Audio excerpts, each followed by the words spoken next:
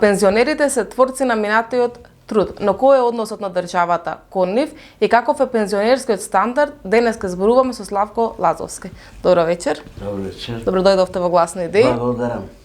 Прво би ве прашала, вие сте член на пензионерската организација. За каков тип на организација станува збор и да кажем кои се целите кои што сакате да ги постигнете? Јас сум веќе 12 годишен, значи толку сум и во пензија и се бориме за неколку цели приоритетни, а тоа е следно. Прво, напредување на пензионерскиот систем, досегашниот систем, односно Законот за пензијско и инвалидско осигурување, имаме одредени слабости. Сега да не се пуштиме во набројувањето на тие слабости. Сакаме низ еден диалог, низ еден процес, тие слабости да се надминат и статусот на пензионерите да се подобри. Второто поле на кое действуваме е тоа така наречено адекватност на пензиите.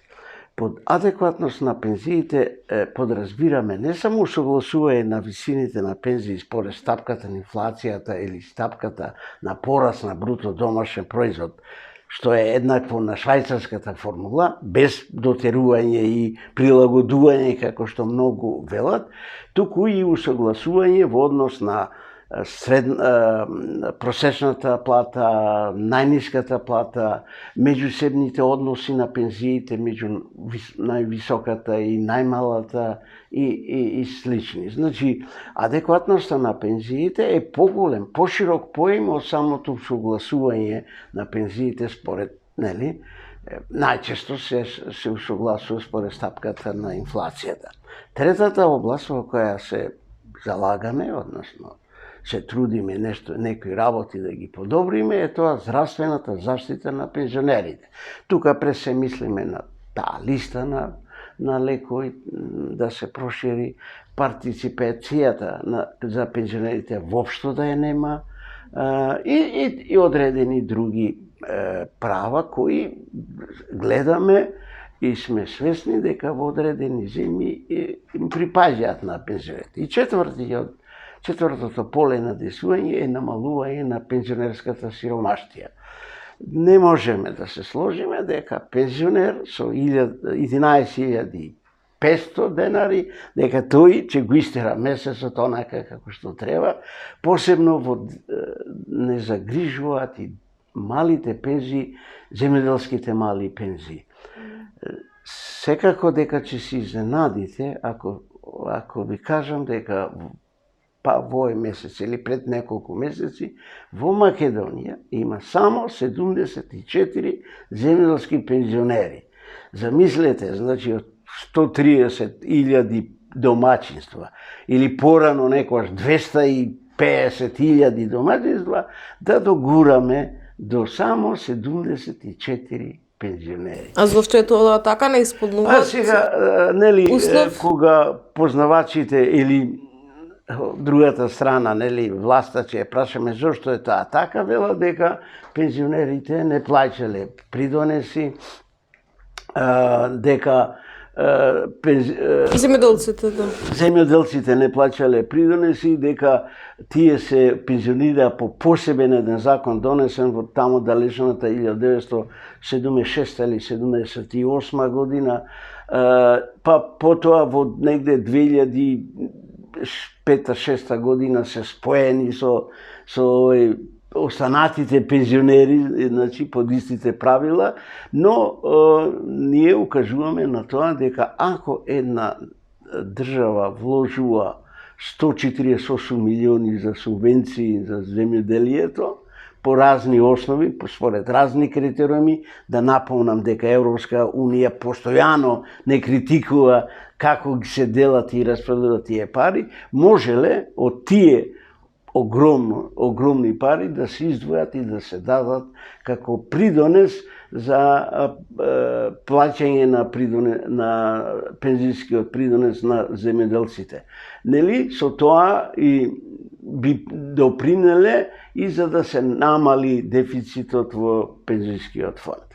Ете, тие се 4 така полиња на кои ние се залагаме да се сега, менува работа. кои методи, да кажем, ги користите при во залагањата? Ние почнавме со протести. Едноставно организиравме протест на 28 март пред Сојузот на Сдруженијата на пензионери на Македонија. Добри, задоволни сме со учеството, не баш голема учество, ами сепак. Организиравме досега 2 протести пред Сдруженијето на пензионерите во Бутел и тоа е протестот ни е единствен начин сега на делување, бидејќи не можеме да влеземе во структурите на пензионерското организирање. Значи, кога би почнувал да зборувам како се состојбите во пензионерските здруженија... Па да, има незадоволство одредено, мислам. Да, многу огромно незадоволство. На што се дължи тоа? Луѓе има тамо по 25 години се председатели на здруженијето, си продолжуваат да си работат,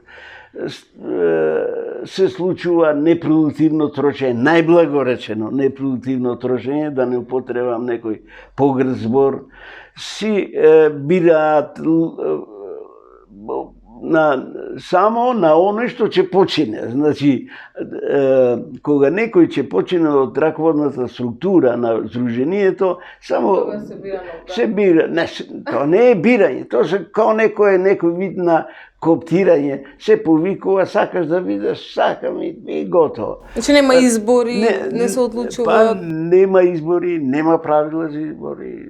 Дури мислам дека и во статутите и на Сојузот на пензионери на Македонија и во статутите на Сдруженијата не е баш до крај дефинирано на кој начин. Не се добро поставени правилата на избори. Таму, например, кажува дека 30 дена пред изборот во огранокот треба да бидат известени пензионерите. Треба да основна клетка на избори, единица на избори, треба да бидат ограноците. Тие најчесто не функционираат, нема кој, ако имало некоја просторија сега е затворена или едноставно не се знае кој све таму членува, колку има и така натаму, така да изборите се вршат на некој чуден начин во пензионерското организирање. Се вашата пензионерска организација? Не, ние сме луѓе кои сакаме да влеземе во пензионерски здруженија, нели, во општинските здруженија на пензионерите, но ние бидејќи тоа ни е невозможно, скратена таа можност, и формираме едно пензионерско движење, кое го нарекуваме тука сме, за да потврдиме дека ќе се бориме од нашите пензионерски права и дека не сме све рекле до сега, дека уште имаме што да понудиме како решение во многу области од општественото живење. Одлично. Сега дали колку е лесно организирањето на пензионерите? Е многу тешко. Многу тешко, значи, како и, не знам, ние сме сепак некој новороденче, како и секој новороденче, првите, мислам, години се многу тешки во организирањето и застанување на здрави нозе, но се надеваме дека полека стегнуваме некој искуство, луѓето почнуваат да зборуваат за проблемите во пензионерското организирање и полека го надминуваат оној страв да не ги искажуваат своите ставови отворени, смело и да побараат промени. А зошто страв? Од што се плашеле луѓе што веќе се во пензија? Пример, бидејќи вработените се плашат, нели, да не бидат, не знам, оценувани со нивната работа? Точно. Меѓутоа, јас морам да ја цитирам тука да спомнам една наша колешка пензионерка од Сдруженијето во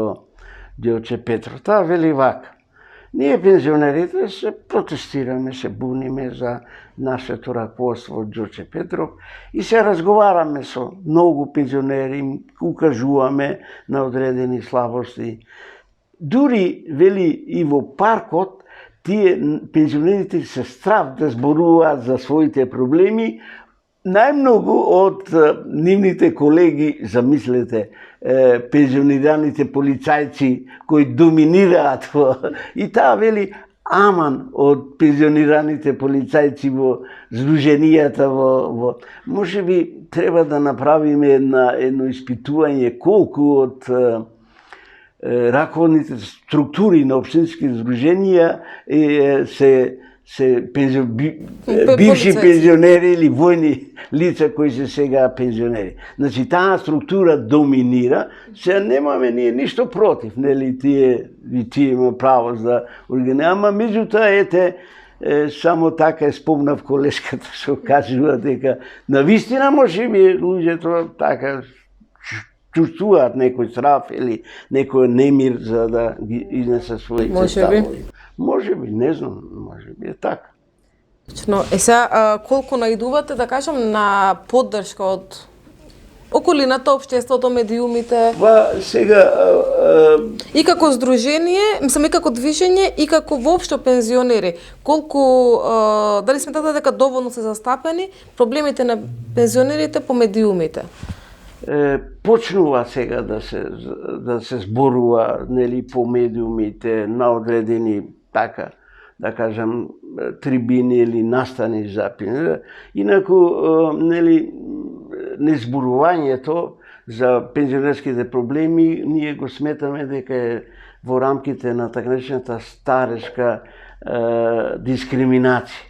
Нели обичаено луѓето и кога се возат во автобус во вторник или петок и кога има најголем број на пензионери, често кажат аман од овие, да не кажат и така. Така да, но се забележува дека во последно време почнуваме да зборуваме отворено и се јавуваат одредени луѓе кои сакаат да ги изнесат проблемите, сакаат да направат промени во здруженијето, имаат убави предлози за менување на пензионерскиот систем и така натаму. Ми се чини дека полека, но сигурно ќе го надминеме тој страв и дека ќе почнеме да се зборува за пензионерското живење, бидејќи неедноставно ние сме 330.000 и ова сме голема популација, односно сме негде околу 15% од вкупното население. Тоа значи 15% од гласови за политички партии. Нели, сакав да стигнам до тоа, секоја политичка партија си има во својата програма, нели, ветувања и за пензионерите. Се не знам во кој процент пензионерите излегуваат на гласање, мислам дека Прилично, да. Да, и, така, се верува, така, дека мислам дека е точно, дека они се најредовните гласачи. Што нуди државата за пензионерите? Освен имаше некои програми на претходната влада, мислам дека за бесплатни викенди, екскурзии и така натака. Тоа е повеќе, ја пак морам да го кажам, цитирам еден мој колега што кажа мачкање очи. Нели, ајде, бесплатен воз до Богомила или до Битола или не знам каде, таму, ајде скијање, нели, бесплатно, и така натаму. Тоа се несуштествени проблеми со кои се судруваме во нашето пензионерско живење. Нашите проблеми се малку подлабоки и ми се чини дека самите ние треба да се избориме за нив. Не очекуваме дека партиите дека ќе се борат за нас на оној начин како што ние самите треба да ги наметнеме решенијата за нашите проблеми. И од тука мислам дека ќе не биде едноставно, дека партиите мора да го слушаат гласот на пензионерите, ако нели им значи тоа дека сме многу бројни, дека сме најверните гласачи, најчесто излегуваме на изборите, така. Да, апсолутно. Се опште сакав да ве прашам како ја проценувате економската состојба во земјата после се што се случи, пандемијата и војната нели во Украина и инфлацијата. Па сега како е? Дали е нешто полошо отколку пред 3-4 години? Или исто е за обичниот граѓанин? Ние треба прво треба да напуштиме она, некогаш беше прекрасно или преубаво и така натаму. Туку, знаете како, секој од нас на овие простори може би добро знае што се случило назад 500 години, ама не знае што утре го чека или што денес треба да сработи за да подобро живее. Ние не сме задоволни со висината на пензиите. Мислиме дека тоа е приоритет наш да се зголемат пензиите, но исто така ние можеме да го дадеме својот творички труд за менување на многу состојби во општеството кои ќе значат и за побрз економски раст на оваа земја. Ми се чини дека инфлацијата ги погодува најмногу пензионерите и дека со мерките на заштита треба да се интервенира малку похрабро и во поголема мера, дека пензионерите очекуваат поддршка, помош и така натаму, свесни дека живееме на меѓугенерацијската солидарност. Значи, почнуваме во нашето, барем пензионерско движење тука сме да размислуваме на генерацијската солидарност. Што е тука битно? Значи, добар дел од товарот да падне и на оние наши колеги пензионери со високи пензии. И на тој начин да они го сносат товарот, а не во некои, да кажеме, издвојување од пензиите, да во фиксни износи да се оптоварува сите износи на пензии. Дали имате информација колкава е највисоката пензија во Македонија? Околу 68.000, мислам. 68.000. Тука е негде, ако може би не, али тука е негде. Мал број, додуша мал број на корисниците се, меѓутоа е доста висока, додека ова 11.000. И многу често се случува сопружници двајца една пензија добиват од 11.000 само. И како живеат тие луѓе? Па се Господ на помош нека име, многу работи треба да се изменат во пензијскиот систем, токму на таа генерацијска солидарност. Морам да кажам една работа. Никој не никој, малку се посветува внимание, што не очекува, например, во 2043 година, односно кога ќе почнете вие младите да користите во поголем број пензии од вториот столб. Многу години пред тоа, 10 години, треба да се направат одредени измени во пензијскиот систем. Пред тие измени, значи 33-та, значи 5-6 години ако се водат дискусии, тоа веќе 2028 година треба да почнат дискусиите во тоа дали е добро распоредувањето на придонесот. Например, вие сега, младите, плаќате за нас 12,8%, а за себе само 6%. Вие еден ден ќе си го поставите прашањето, ајде обратно да биде. Така? Или да се намалува тој процент кој оди за пензиите од првиот столб, туку да не може. Сега ние фактички живееме односно нашите пензии се од придонесот што вие го издвојувате за нас. Тука сега ми се наметнуваат неколку огромни проблеми на нашиот пензионерски систем. Првата голема работа, или големата слабост. Нормално, сега морам да кажам дека пензионерскиот систем има и добри работи. Например, ајде да ги кажеме прво добрите работи. Значи, со пензионерскиот систем ние сме подобри од Словенија, од Унгарија, од Полска. Кажете ми во кои други системи сме подобри од овие, во образование, во здравство, во даночен систем, во царински, кај што раката на државата е малку поголема.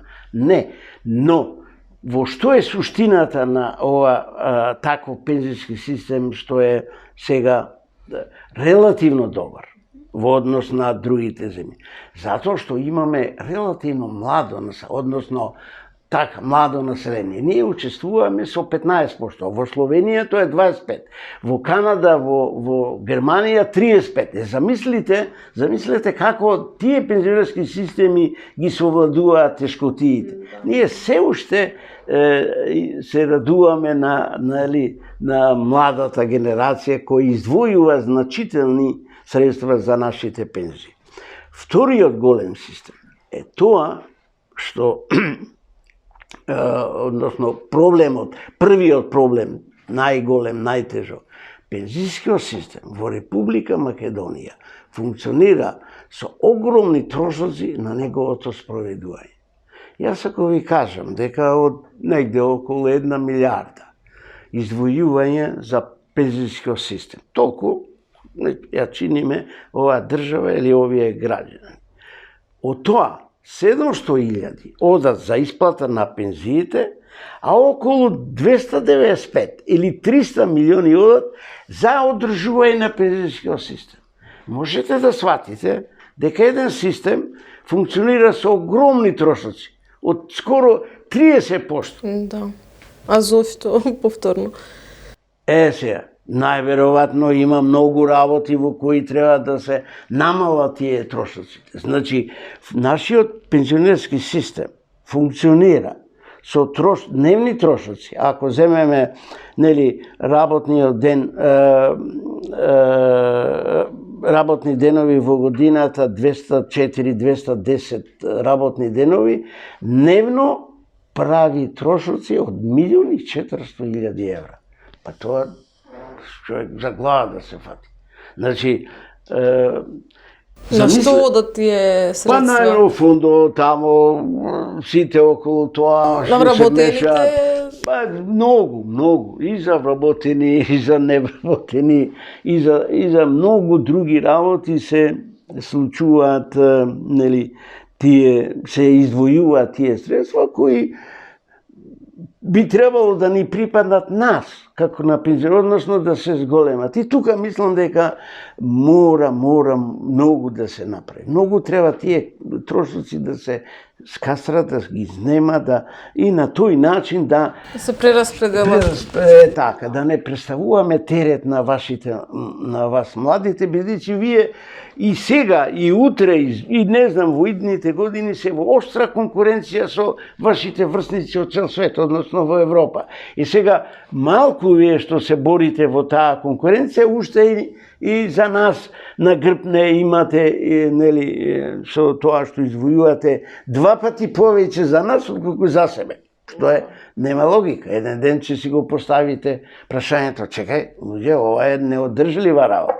Вториот голем проблем е сега ние велиме, како ли живе овој човек со 11.500 пензии. Но проблемот во Македонија е тоа што има многу луѓе надвор од пензискиот систем. Дали тоа по разни основи, тоа се често пати неработници, ајде да не кажам, алкохоличари, не знам што, не знам вако, немаат 15 години стаж на осигурување, не знам тоа. Но да имате вие 12% такви луѓе надвор од пензискиот систем, а европските стандарди се околу 4%. Значи 3 пати повеќе имате луѓе надвор од пензискиот систем, не можете да видите дека да дадете преодна оценка за пензискиот систем во Република Македонија. Постои тоа социјална пензија Таа мислам дека не се исплаќа преку ПИО. Не, тоа беше за Тоа е 6000 денари. предлози за некоја, не, тоа беше државна социјална пензија или државна пензија некако секој 64 и да наполни така натаму, мислам дека од тоа нема ништо се уште. Не, има има преку центрите за социјални работи. Да. Ама тоа е веќе социјална. Да, во категорија на социјални права влегува. Ама се вика социјална пензија, да. Добро, има нормално дека тие луѓе имаат право за некој друг. Меѓутоа, треба да се вклучуваат. Апсолутно. Најголемиот проблем е со стажот, што луѓе што стварно работеле, ама не биле пријавени, не им се плаќале придонеси. Има луѓе со 13 години не можат да остварат право на пензија. Сега тој, пазете, добро ме посетите за тоа прашање. Се поставува прашањето, ако има един плаќал човекот придонес или неговиот работодавач 14 месеци и 11, ама нема 15 години. И сега тој не остварува право на пензија. Сега, ама пари тој извојувал во фондот. И сега, мене ми е, како да кажам, непријатно дека ние, пензионерите сме корисници на неговите пари. И некој да кажам дека се залагаме за оваа граница од 15 години да се спусти на 10, како е што е доминантно во европските земји. Одлично. Така да не знаеме точно колку, кој број наплив на пензионери ќе влезат во пензијскиот систем, меѓутоа треба да ги следиме, нели, европските норми. И дека европските норми се малку дискутабилни сега во Франција, нели се бара зголемување на возраста. Добро. Не затекна него покренаме прашањето поради кое јас едноставно се вклучив во се тоа работа. А тоа е оданочувањето на пензиите. Кога некој би прашал дали пензиите во Македонија се оданочуваат или не, одговорот би бил не. Се оданочуваат. Значи, меѓутоа се оданочуваат и тоа од 1 јануари 1994 година. Но, што се случило? Поради дефицитите во пензијскиот фонд, веќе вистинско, реално оданочување настанува само во таа 1994 година и на крајот на 1994 настанува измена на законот за пензијско-инвалидско, измена на законот за персоналниот данок на доход, во кој вели пресметаниот данок останува во фондот на пензијско-инвалидско осигурување, не се уплаќа во буџетот, бидејќи скоро 1/3, па се доближиме до 1/2 од парите во пензијскиот фонд доаѓаат од буџетот, нели? Сега, заради таквата состојба во пензијскиот фонд е одлучено пресметаниот персонален данок да остане во фондот. Но тоа не значи дека не се оданочува, туку се оданочува, само корисник на данокот е пензијски фонд. Сега, да спомнам и тоа дека ми се чини од почетокот од 1 јануари оваа година почнуваат сите корисници на германската пензија во Македонија да даночната управа на Германија им закинува персонален данок, германски данок. И сега се прашуваме, беше прашањето дали е тоа окей, дали е тоа исправно, дали е во согласност со договорите за избегнување на двојното оданочување, во кој еден дел има како се уредува оданочувањето на пензиите меѓу државите. Па има меѓу државните договори за социјално осигурување. И испаѓа дека многу земји имаат правила за едно правило за оданочување на пензиите кои они ги исплаќаат во земјата на корисниците и надвор од земјата. Тие договори за избегнување повеќе се однесуваат за пензиите кои се примаат во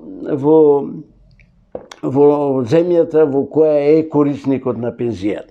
И потоа се води сметка како е тоа договорено и во договор за социјалното осигурување. Меѓутоа, тука пак има големи проблеми, односно че има проблеми. Веруваме, затоа што ако погледнете такви договори, Република Македонија има склучена со 48 земји.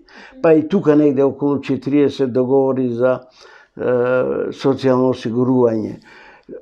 Сакам само да укажам дека овие прашања допрва ќе не ударат од глава и дека сериозно треба да им посветиме.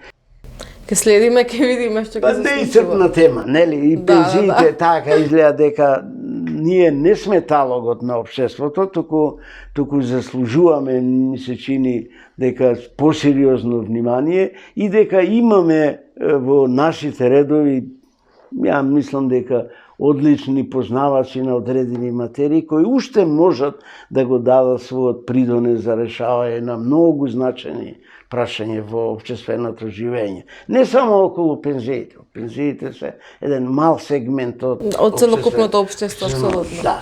Да. Ви благодарам уште еднаш. Јас ви благодарам на оваа прилика, што ми давате можност да така. На што повелете и друг пат. Благодарам. Почитувани гледачи, за повеќе емисии следете на YouTube каналот Гласни идеи.